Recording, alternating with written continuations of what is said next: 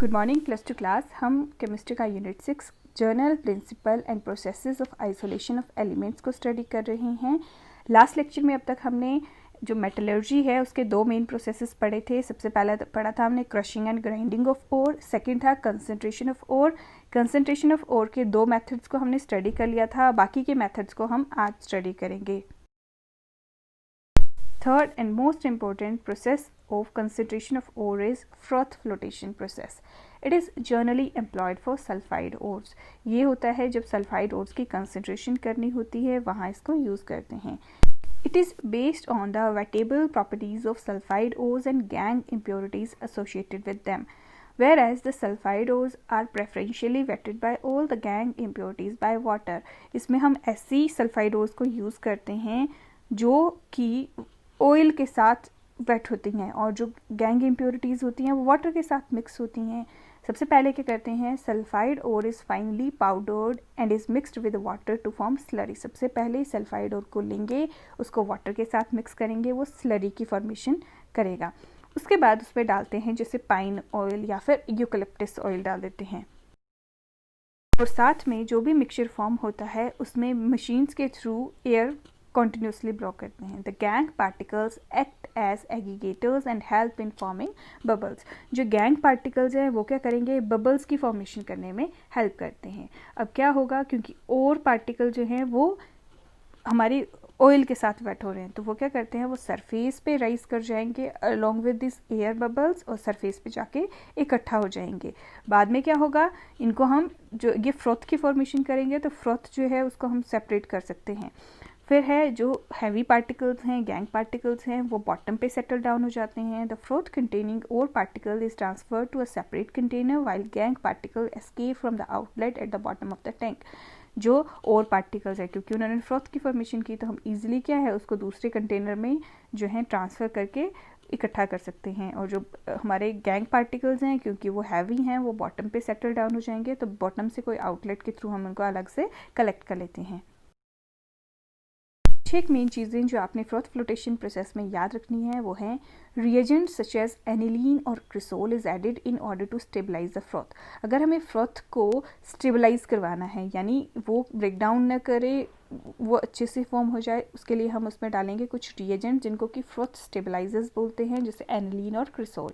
Collectors डालेंगे, collector जैसे sodium ethyl xanthate. ये किस लिए डाले जाते हैं, to check the miscibility of form containing sulphide ore particles and water containing gangue particles, ताकि वो क्या है मिसिबल, अच्छे से मिसिबल हो जाए। मिसिबल मतलब अच्छे से मिक्स हो जाएं। In sulphide ore having poor floating property activator like copper sulphate is added. अगर कुछ एक सल्फाइड ओर्स जिनमें की फ्लोटिंग प्रॉपर्टीज़ नहीं हैं तो उसमें एक्टिवेटर्स डालेंगे जैसे कॉपर सल्फेट। और अगर दो सल्फाइड ओर्स हमने ली हुई हैं तो क्या करते हैं, एक सल्फाइड और अच्छे से फ्रोथ फॉर्म करे और दूसरी क्या है वो अच्छे से फ्रोथ फॉर्म ना करे, तो उसके लिए डिप्रेसेंट्स डाले जाते हैं जैसे कि सोडियम साइनाइड। नेक्स्ट जो कंसंट्रेशन मेथड है हमारे पास वो है magnetic separation. This method is used in those cases where either the ore or the impurities are of magnetic nature.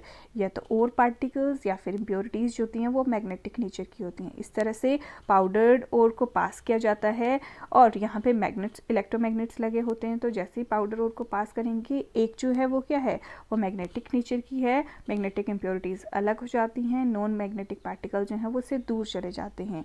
Chromite ओर जैसे कि FeCrO2 twice. This ore is concentrated by the method of magnetic separation. जो last method of concentration है वो है leaching, या इसको chemical separation भी बोलते हैं।